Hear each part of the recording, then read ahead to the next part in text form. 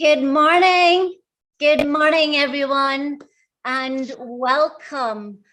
Happy International Women's Day.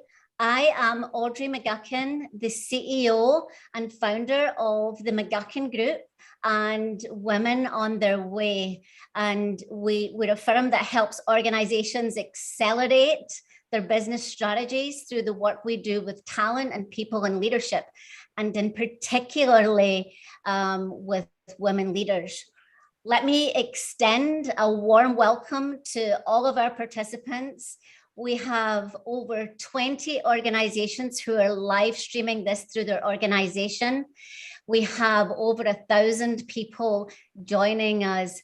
It's just an amazing opportunity for our friends, our clients, new people that we haven't even met before.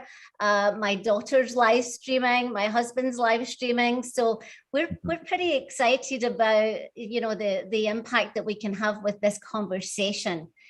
We are also joined by 5 incredible panelists, and really curated and chosen with very specific needs, right? This is International Women's Day, but this is not a panel of women leaders, and that's on purpose, and it's intentional. David Gonzalez is the president and CEO of David L. Gonzalez and Associates. He is the former Chief Diversity Officer from Bristol Myers Squibb. Welcome, David. We have Guillermo Miranda, who's the Vice President of Learning and Chief Learning Officer at Boeing. We have Eric Hoch, who is the member of the executive board for a company called Kerber, and he's joining us from, actually not Hamburg, Germany. Julie Klinger is our Chief Operating Officer for Nothing Bundt Cakes, and Mike Mann is joining us also from Top Golf. So welcome all of our board members. We couldn't be more excited to have you.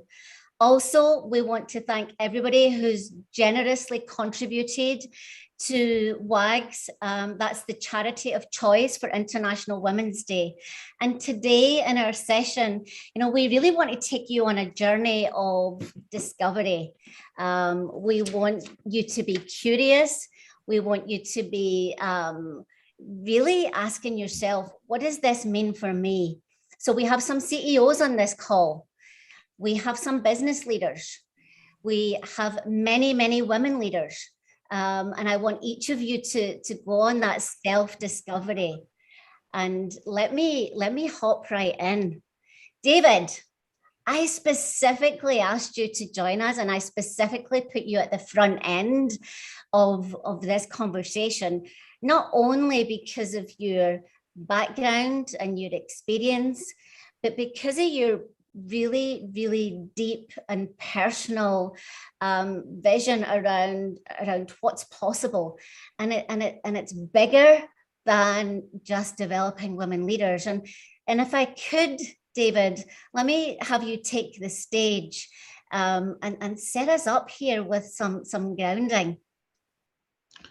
That's great. First, thank you, Audrey. What an incredible opportunity for all of us to be together, and thank you for taking the leadership role in making this happen today. The year 2022 on International Women's Day, I think, is absolutely pivotal for helping us achieve gender equity, and particularly in the context of driving business performance, innovation, and as well as really just trying to maneuver through these unprecedented geopolitical changes that we're seeing right now. And I would argue, quite frankly, that without gender equity, that there is no sustainable future and there is no equal future. And so I think the answer to that is really in our hands. And I want to thank the audience for being with us today. Now, I'd be remiss if I didn't put all this in the context of really what I consider to be an unprecedented business environment. And so I want to hit on a couple of things today, because I think the argument is that in this business environment, that women as leaders are uniquely positioned to be able to help us maneuver for competitive advantage, because this goes beyond just social concerns of representation, quite frankly. So let me be very deliberate in laying out what my perceptions are around this complex business environment, and then take us into the leadership components as I hand it off to our panelists. So let's begin with this external business environment because we're all living it right now. Look, first and foremost, there's huge tectonic changes that are occurring in the business environment. I want to hit on some macro issues. I want to hit on some social and environmental issues. And then I also want to hit off on some of the challenges that each of you as leaders are facing within your own organizations. Now, first and foremost, look, the economy is changing and it's shifting. The power of our economic growth is shifting right before our very eyes. And I don't think I need to mention to you the movement around economic power to China and over into India. And quite frankly, there's a huge shifting of geopolitical power as well. Rise of consumerism. I know many of you are in the business of consumer products, goods. And look, much of the data tells us that over 1 billion new consumers have come into the marketplace. And also, an aging population is facing us around the world. In fact, the World Bank recently indicated that over 2 billion additional individuals are going to be entering into the over 65 category over the next 5 years. We're all experiencing right now incredible geopolitical instability. I think you just need to look outside the window and really truly understand. And kudos to the women, the Ukrainian women today who are helping manage through some unprecedented, horrific humanitarian issues that are happening today. But quite frankly, I think with this geopolitical instability, one of the big macro issues is going to be a whole new different set of leadership capabilities that includes not only being a leader of an organization, but really understanding connections with governments, understanding educational institutions, NGOs, and community-based organizations. Let me touch quickly on the societal and environmental things. Look, the war for talent continues to rage out there. All of us recognize how difficult it is now to not only develop, but manage and retain talent. And there's an increasingly polarized workforce that many of you are dealing with right now. And then also, this competition for natural resources right now. Look what's happening with energy, and I would also argue that there's going to be huge competition for even just protein sources throughout the world. But look, your businesses are also being affected directly by this complex business environment, and I think if you don't have your eye on the ball around corporate citizenship right now, this whole issue around what does it mean to be socially responsible is a risk that you're going to have to manage through. So why do I tell you this complex business environment? Because I believe now is the time, particularly on International Women's Day, to really acknowledge the fact that these transformational leadership skills are going to be mandatory, and that you as individuals have the power to be able to help elevate women leaders in your organizations to help take advantage of this new business opportunities that are coming about. And let me talk about 3 things, if I might, Audrey, here as we move along in my comments. First and foremost, when you talk about women representation and business performance, I had the opportunity to work with McKinsey many, many years ago in 2007 that really talked about the fact that women in positions of significant authority really drive business performance. And in fact, if you take a look at earnings before income taxes and overhead, 2.2 times as likely to outperform organizations in the bottom 3rd quartile. And also in terms of valuation, we're talking about price of your stock, that the probability with women being in these positions of significant authority, stock prices are 2 times more likely to outperform corporations that are considered to be 3rd quartile organizations.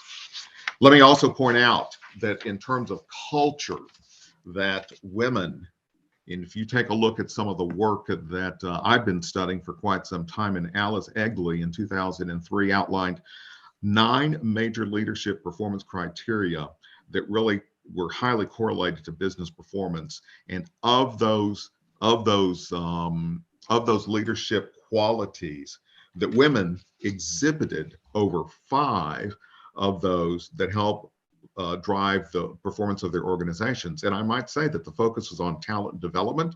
It was on driving accountability, role modeling, being inspiring leaders, and as importantly, really understanding the high collaborative process of managing an organization. This is astounding, because I think that what you've got is a high complex business environment that really needs and demands leadership from women in your organizations. And I'm just going to close off this section by saying that I'd be remiss if I didn't really talk about the marketplace advantage that women bring to any organization.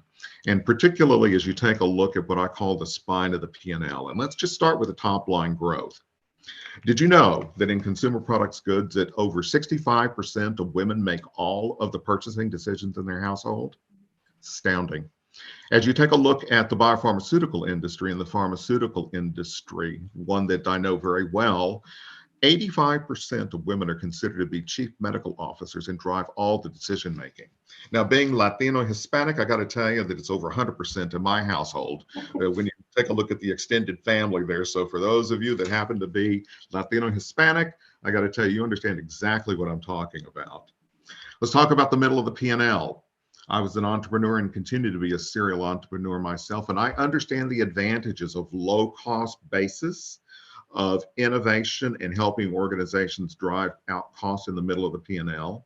And this is where women-owned and operated businesses become so important.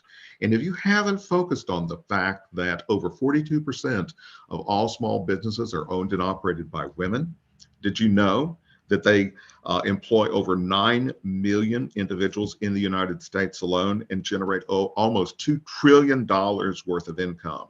So if you don't have a focused program around managing the middle of the P&L here with women, then I would say that you're not taking full advantage of that leadership capability. Now, when you take a look at the P&L, you know, at the end of the day, it's all about profits and about cash flow. And I'm just going to leave you with a very interesting stat, because it's cash, which helps fund not only hopefully pay equity over time, but also stock options and pay and equitable pay in the marketplace. Did you know that women control over $10 trillion of the economic wealth in the United States, and is projected to increase by over 30 trillion by the year 2030, according to a recent study by Amex. So if you haven't gotten the message here, in order to be able to manage and to be able to compete in this highly complex business environment, and that the transformational leadership that is necessary is under your very eyes, and it's about women, then I've not done a good job in trying to lay out this case for you as we go on to our other panelists. So look, the demographics are clear. Over 50% of the talent workplace are women. And quite frankly, this is less about representation and more about the diversification of leadership styles in your organizations, because it's my belief that the collective genius and our ability to compete and our ability to bring our organizations to the forefront is right underneath our eyes. And I'm hopeful that the remaining part of the session today will enlighten you around leadership development for women, culture, and about some of the systemic issues that our organizations are facing today.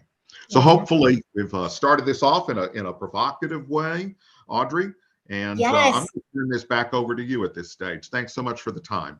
Thank you, sir. And you know, one of the reasons I asked David to join was to set the scene from a business perspective. One of the things that I learned very, very early in my career, because I stubbed my toe quite a number of times, is you better be able to talk in the business language if you want to get people's attention. One of the things that we'll do after this session is we'll give you a summary of you know, some of the business insights from David. And for our women leaders, I hope that you'll leverage that in your conversations. For our business leaders, I hope that was a reminder of the value that's sitting on the table right now. So David, thank you for setting the scene for You're us. welcome. As Thank we you. yeah, as we continue to take our participants on a journey, it's not lost on us that 3 million women actually left the workforce during the pandemic. And, you know, that's a massive amount of women leaders. And it's actually taken us back in time a couple of number of years. And so the World Economic Forum is predicting 108 years to close the gap with gender if we keep doing the same things. That means that my daughters and your sons and their children will be living with this issue in their lifetime. And for us, you know, at the Women on the Way, that's just not good enough. And so how we like to think about this is really a watershed moment. And what does that mean? It means that we need a new way. This can no longer be about doing the same thing, or we'll get the same results. And it's going to take us 108 years to close the gap. And that's just simply not good enough. And so our proposition, and really, that if there's one thing I want you to take away from this session, that it's time to take a systems approach to a systematic problem. We very often hear this idea of it's about fixing the women, or we hear it's about blaming the men, and none of those are true. And none of those will help shift the system. So if any of that narrative is in your organization or in your tribe, I would encourage you to knock that out. This is about a system issue. So what do we mean by the system? You know, we talk about this a lot with our clients and our community. And some people will scratch their head and they'll say, okay, Audrey, you seem to be really passionate about this, but what on earth do you mean about the system? Tell us what you mean. And as we think about the system, we think about it in 4 areas. One area is culture. There's a systemic culture that exists in organizations, and it's different for every organization. Another area is leadership. That's really important in moving the needle as well. And David extended an invitation to the leaders on this call. Talent systems. They can often be part of the systemic problem. And then, of course, we have the mindsets of women leaders. So that's all very well and good, but let's unpack that. What do we mean by that? Eric, I'm going to hand over to you to unpack this piece around leadership. And what I'd like to do is I'd like to just hand the microphone to you and give you a few minutes to share with our audience your perspective. Thanks, Audrey, and good morning, good afternoon, good evening to everybody on the call. Happy International Women's Day. It's maybe a little bit weird having a man talking on the International Women's Day, but I think and I really want to contribute by just giving you a few examples why it really makes sense having women in leadership positions. I mean, we have seen all the numbers right now, but again, just a few examples walking you through in the hope it helping us to change mind and change our behavior as well. So inherently, I believe in diversity. We just heard from David about all the business reasons. I mean, the numbers are huge, right? I mean, you can't argue those numbers. I just fully agree that it's simply the right thing to do. I was raised by a single mom, and I saw firsthand the power of a woman and all they can do. I am pretty sure my strong mom was shaping me as a leader, starting my professional career 30 years ago. I'm pretty sure, and she would love to hear that statement. I truly believe in diversity. And again, diversity is more than just the gender, but female leaders in particular for today. This is so important for the success of each team at a company and an entire enterprise. We, the current leaders, we personally own this topic. Don't even think you can outsource to HR. Nobody's going to do that for you. It's your job as a leader. In my simple world, I always call it the authentic leadership at its best. I still remember the very late 90s, quite some time ago for sure, but we were challenged with our business model. The market collapsed. I worked for Philips back in the days, and we produced video recorders. So we were asked going outside of Philips with our manufacturing service. So first we had to build a marketing and sales organization, a blank piece of paper to start with. This was the first time me being in a leadership position, in a position of power and influence. Guess who was my first hire. I'm not kidding you now. My first employee was a woman because it was so natural to me. She did an amazing job. The company was developing in the right direction. It's not Philips any longer. The company still exists in the global market. The starting point was natural for me. The success is so huge still today. I moved on to work for another amazing company, Jabil in Florida. Lots of great stories, but let me just pick on two from a 16 years tenure with Jabil. Everybody talked about digital transformation, so we did. Very similar to my previous story, blank piece of paper to start with. I personally led the digital transformation for Jabil, a new venture, lots of gray and uncertainty. We engaged with IBM. This is when I actually met Guillermo, who is on the call on the panel today as well. It's quite funny. Hi, Guillermo.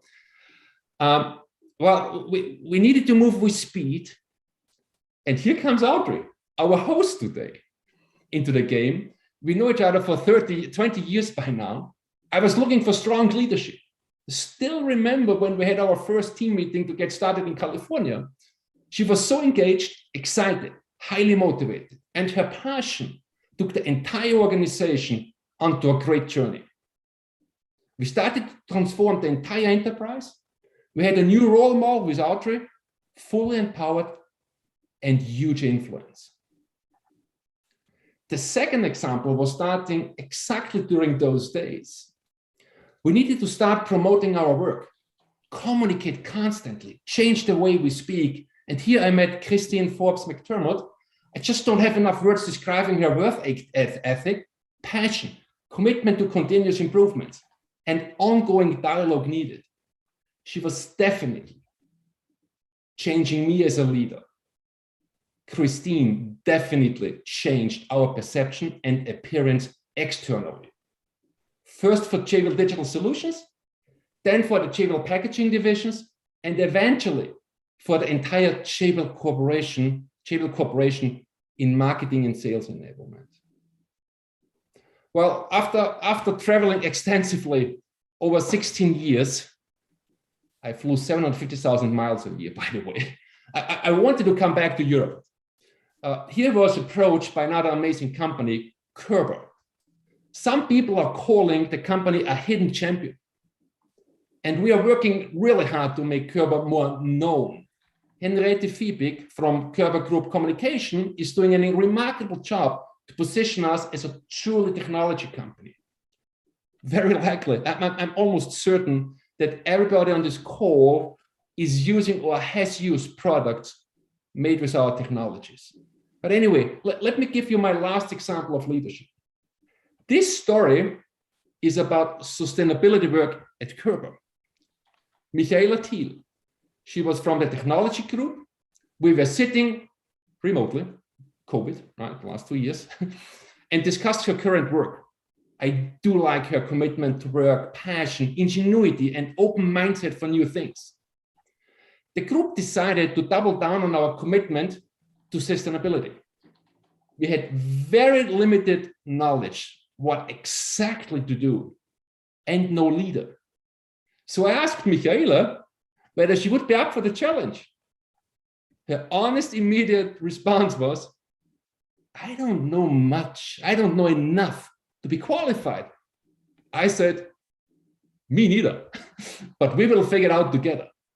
So she's doing an incredible job now, from saying not knowing enough to leading an enterprise with over 10,000 people with this topic, positioning Körber as the market leader through sustainable technology leadership is her ultimate accomplishment. My support was simple. Every leader can do, by the way. Give her a chance. Support her, make her successful. Trust me, there was not much needed from my side. Women are doing an incredible job. Just give them the job.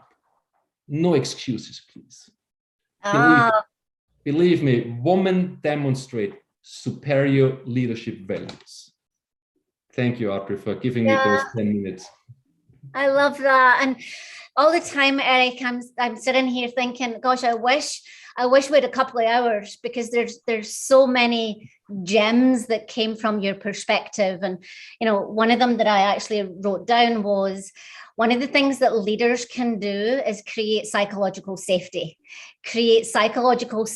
for women leaders to take risks, because one of the things that we know is often women lack confidence.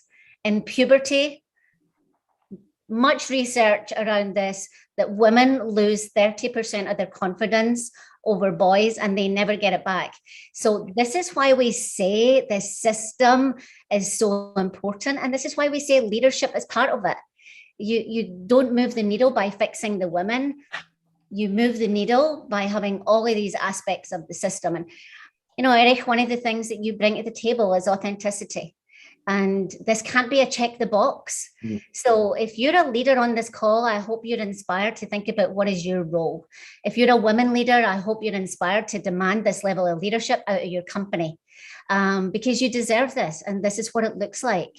And that's, you know, one of our roles today is, what is the system and what does good look like? And Eric, thank you for sharing those 3 examples and going way back. And certainly it was an honor for me to work alongside you. And thank you for sharing. Thanks. Yeah.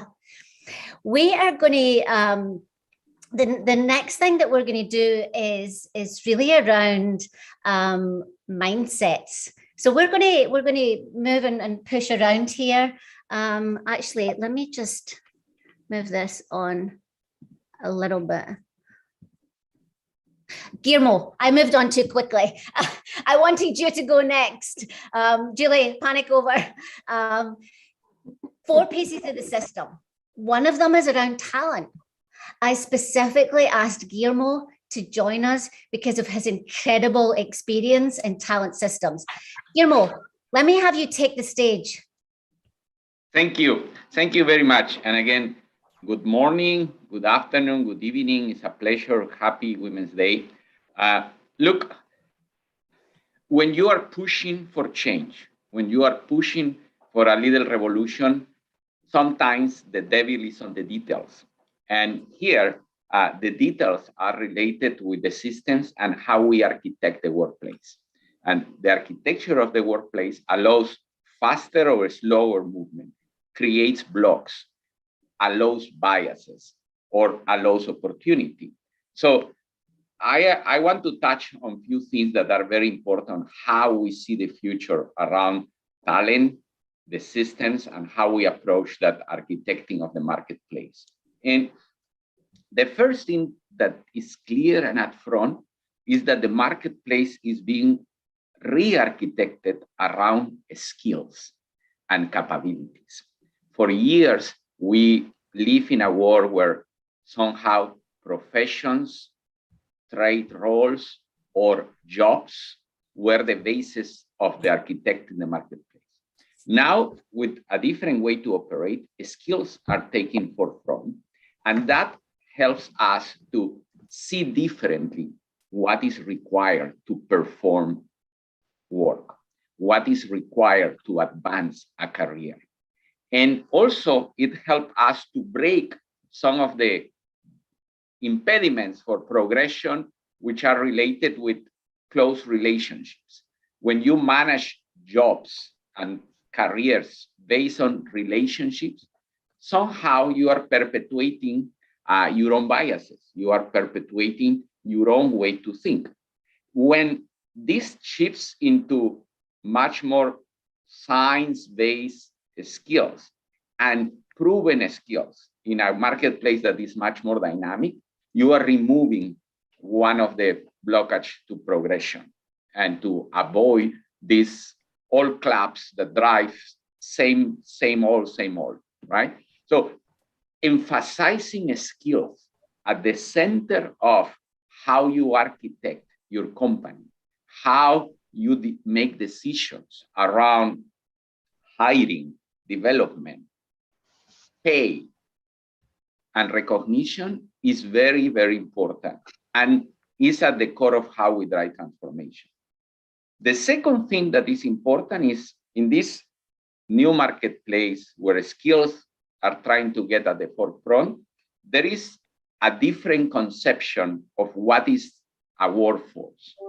Our traditional conception of workforce was trapped into the walls of a legal organization, a legal entity. Now, more and more, things are performed in an ecosystem with joint ventures, with subsidiaries, with partners, and that global supply chain that sometimes comes with headaches, but many times comes with a lot of efficiencies, is asking us to think differently about how get things done. You don't get things done only within the walls of your legal entity or organization. You get things done across the ecosystem of your workforce. And that provides, one, an opportunity to think differently and enhance the traditional definition of employment 8 to 5 and in the payroll to enhance opportunity for entrepreneurs, enhance opportunity for other ways of working. And then it also allows you to think differently on how to drive change and how to execute new initiatives and new ventures. So the skills, the concept on an ecosystem to drive the workforce. And then the other thing is more human-like, is not necessarily architectural. It's around this need to embrace empathy to get things done. We are moving from an industrial way of producing and providing services that is sequential. I grew up in an industry that tend to be sequential, one thing after the other, into a space that is much more agile, iterative, and collaborative. And the only way to be successful in that new way to operate is when you have a premium on empathy, when you have a premium on trusting each other, when you have a premium to collaborate without barriers, and not, I did my job, I pass it next, and follow in that way. No? So in this new way to operate is where we can see that we can precisely accelerate the current rate of participation and equalization of women across the marketplace. So skills, ecosystem, and premium and empathy to drive agile, iterative, and very collaborative teams. So I hope this helps to set up this side of the conversation, Audrey. And I think that we are all embracing this future. Probably are pockets that work much better than others, but we are moving there. Yeah, Guillermo, thank you. This is for me, something that's very close to my heart. I was the chief talent officer for many, many years for a company called Jabil. And, when we work with a lot of our clients and when we work with organizations who are trying to change the trajectory, and when we go in and look at the talent systems, I can tell you what we find. When we lift the hood, we see compensation disparity. We see CEOs will say to us, our numbers are pretty good. We're 50% women. And I say, okay, time out. But what is it at the top of the house? And they'll say, yeah, we have somebody in HR. And that's not good enough. It's not good enough. There needs to be women in the power roles, whatever the power roles are for your organization. Some organizations, that's revenue generating roles. Some organizations, that's product design. Some organizations, that's around end market. But, you think about, where do CEOs come from? Not often do they come from the HR side of the house. They come from the commercial areas. They come from the roles that have power. And your talent systems are driving those outcomes. So we really need to look with a very critical eye at things like hiring and succession having transparency. So Guillermo, thanks for setting us up and really illuminating, some of the places where organizations can focus from a talent systems perspective. Julie, it's taken me to mindsets again, but I'm going to go back to let me see. There we are. I asked Julie Klinger to join us, who's the Chief Operating Officer for Nothing Bundt Cakes, for a couple of reasons. One reason is she has grown up through the system. Julie, I'm sure like me, you've stubbed your toe along the way, and I'm sure you've learned from some of those mistakes.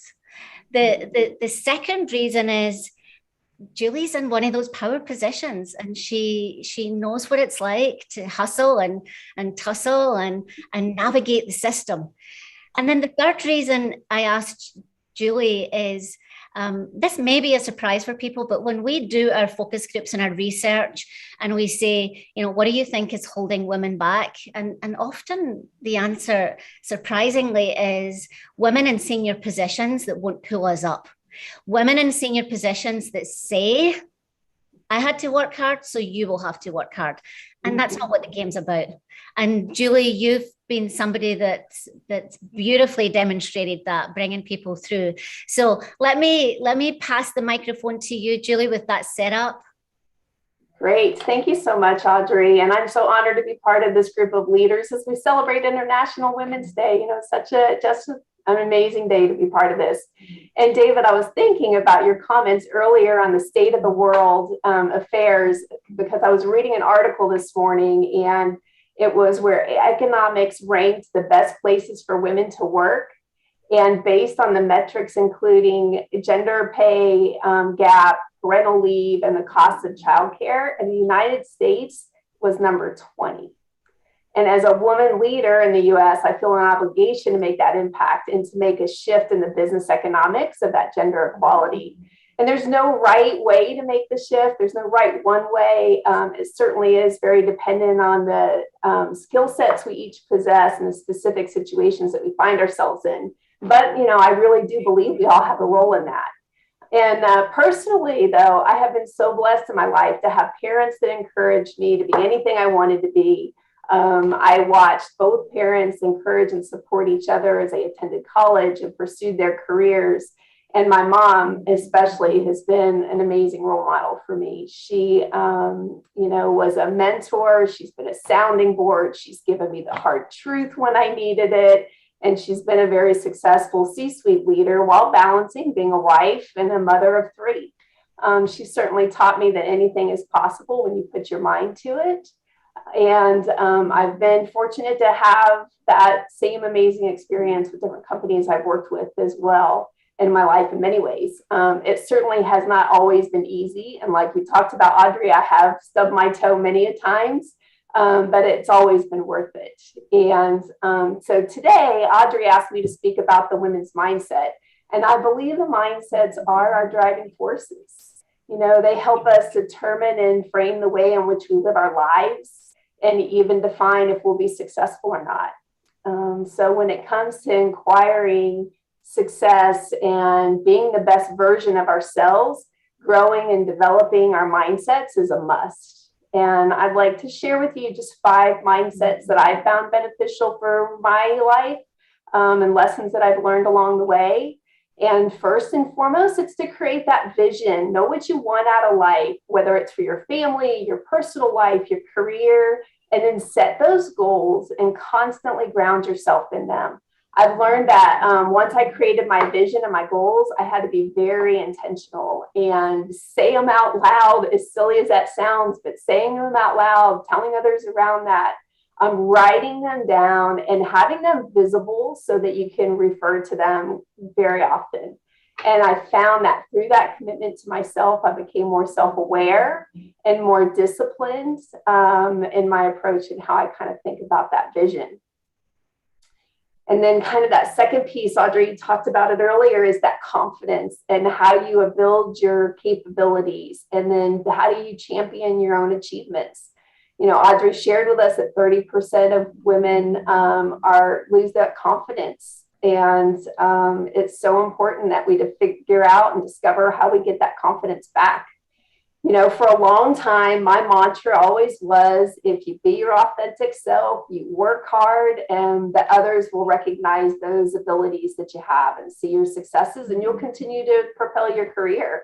And while this made me feel good, and it helped create great relationships with the people around me, I wasn't always recognized for those abilities. And while I had to look in the mirror and say, okay, what am I going to do differently? But I had a great mentor that told me that I needed to show up different. And that was a turning point for me in my career.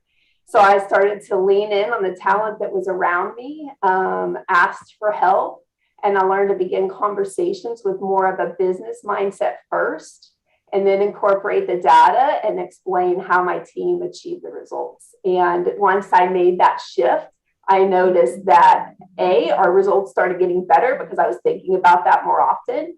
And then certainly people started to pay attention more and how I was showing up and asking questions on how we were achieving our results.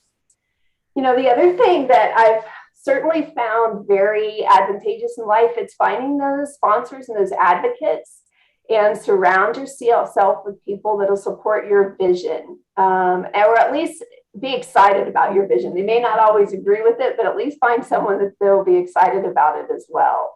And throughout my career, I've had those amazing men and women that have been mentors and sponsors and helped shape who I am. They've always been supportive. They've celebrated my wins, but most importantly, they've provided me the feedback and helped me hear the hard stuff. And that's certainly not always easy, especially when you're trying to build that confidence up, right? So, you know, that fourth kind of component or mindset for me is that solicitation of feedback, because it is important. You know, and I think also having the courage to look inside and become self-aware is so important with that feedback, because you can listen and you can say, okay, thank you very much for my feedback, and kind of brush it off and put it to the side that they don't know what I'm talking about. But if you really internalize it and are honest with yourself, you can unlock this and it can be life-changing for you. So super important. And then finally, you know, find ways to lift other women around you. Inherently, I always knew this and it was important, and I think I naturally did it, but there were a couple pivotal moments in my life where it really hit me as far as the importance. And so I wanted to share those with you. The first one, I was doing restaurant tours. This is a funny one first. So I was doing restaurant tours, and I was doing a line check. And one of the guys on the line said to me, oh, so you're the new, and I'll just call him John Doe. And I laughed and I said, yes, I am. And he said, wow, a chick, that's awesome. And first, and he said, I can't wait to go home and tell my mom. And so at first I laughed and thought, oh, that was really cute. And then I thought about it and I thought, gosh, that's so sad, because those team members aren't used to seeing a female in a leadership operations role. And I realized that I needed to do more. And then the second piece was that I realized that I had a happy hour with some some women leaders, just so that we could have real talk and be able to support each other, and found out how important that was and inspirational for them. So, you know, today I truly see the success of women leadership and feel everything I've done has brought me here at Nothing But Cakes. We were founded by two amazing women 25 years ago. We're a thriving franchise business with 80% female ownership and 80% female staff. And I think that's so important. So to wrap things up, you know, my biggest hope for you is, the women on this call, is to visualize your dream, understand your current mindset in order to reprogram it for success. And next, you need to believe that you're worthy of this mindset change. And for the guys on the call, I encourage you to listen to your daughters, find ways to sponsor women and advocate and elevate them in your business. So thanks so much, Audrey. Yeah. Thank you, Julie. And we can see the chat blowing up with, you know, your tribe of women leaders that are on this call with you. And we're so thankful to have Nothing But Cakes as an incredible client and friend and partner. So Julie, thanks for joining us. And there's lots of intersectionality that's coming home for me, but I'll save that to the end. This next piece, Mike,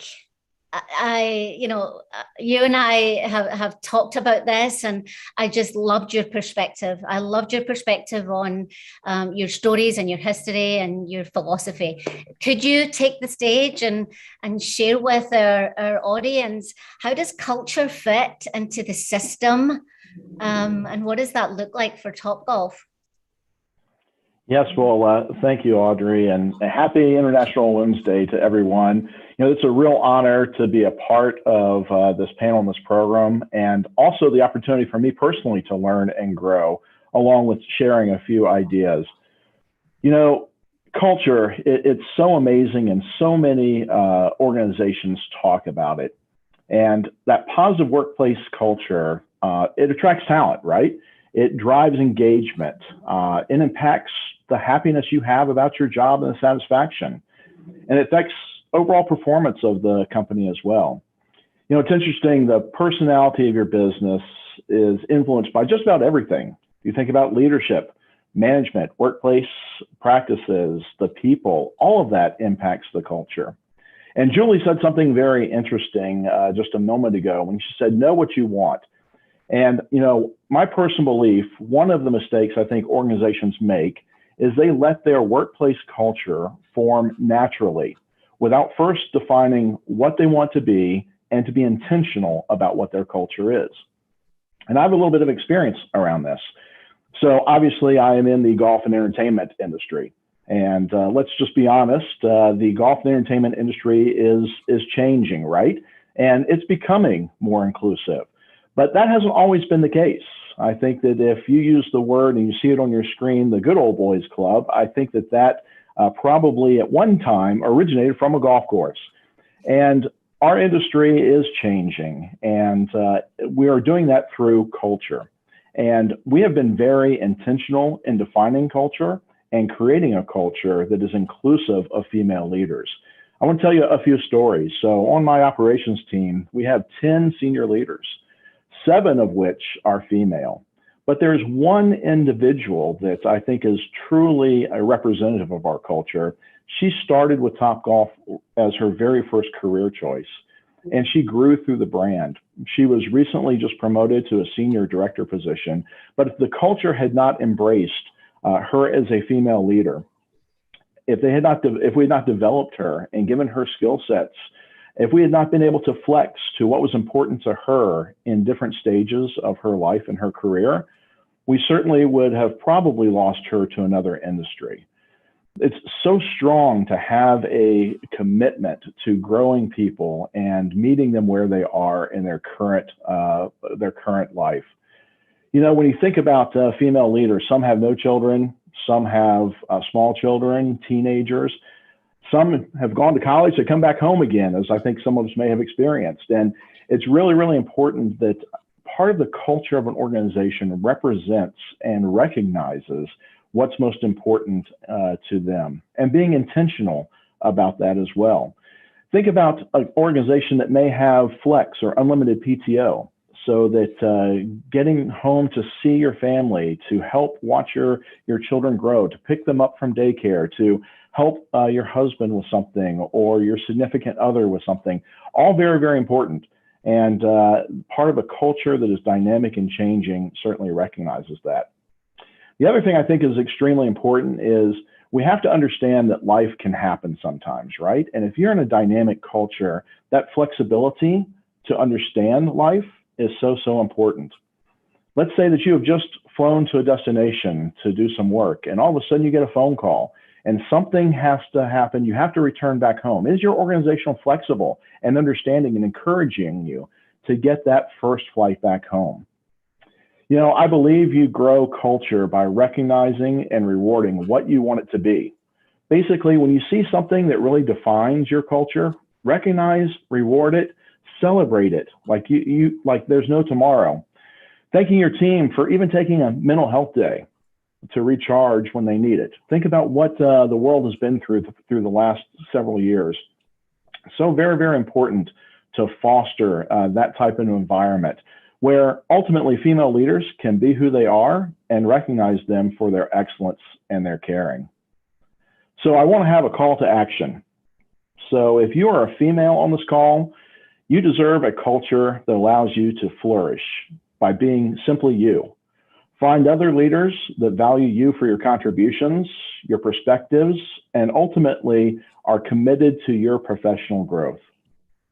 For those leaders on this call, male and female, develop an inclusive culture for female leadership that is truly valued, that is recognized, that is cherished, and is important to you as a leader.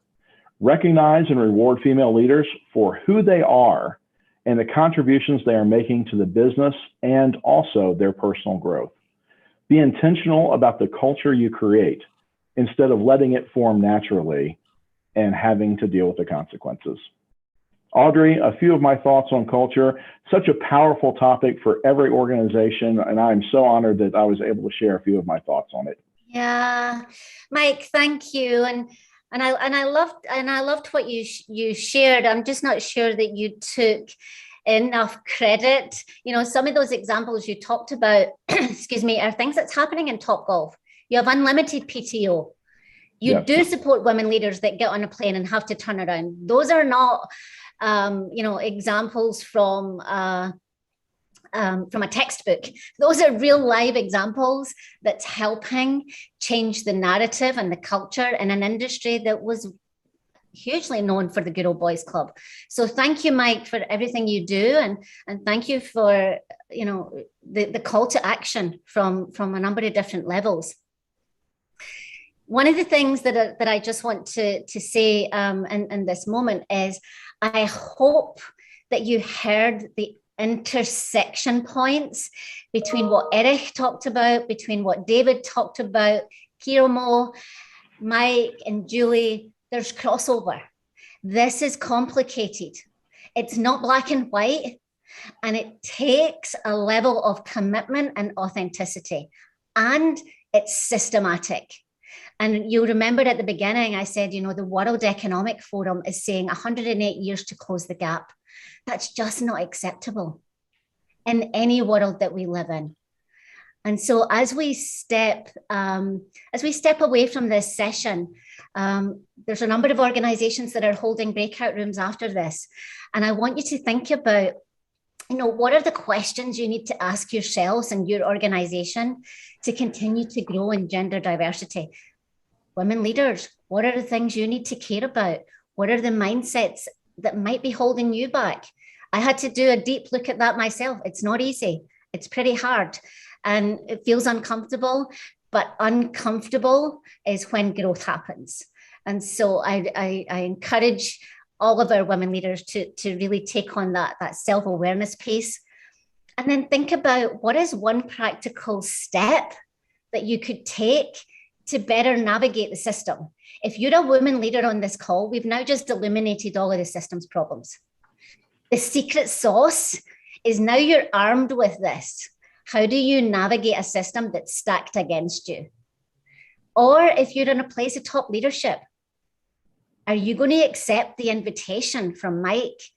Are you going to accept the invitation from David on what is it that you're going to do to change this? And so these are the things that I want to leave our leaders with.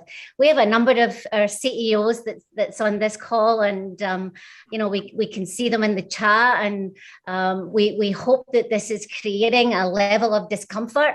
We hope that it's creating a level of curiosity in a way that will change the work that we're doing here. If you're not sure what the next steps are for you, one of the things that we're doing is we are hosting a virtual conference in May. And we've got a couple of options for you. This is going to be 2 days interactive on the 5th and 17th of May.